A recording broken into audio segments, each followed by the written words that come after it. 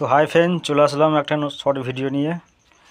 তো দেখতে পাচ্ছ 1000 ওয়াটের স্পিকার 18 ইঞ্চি। তো কয়েল বসানো হয়ে গেছে, খালি এই দেখতে পাচ্ছ লুপগুলো ঝাল দিলেই হবে। আর এদিকে দেখতে পাচ্ছ দুটো 600 ওয়াটের আর এটা 400 ওয়াটের। তো 400 ওয়াটটা কয়েল বসানো হয়ে গেছে।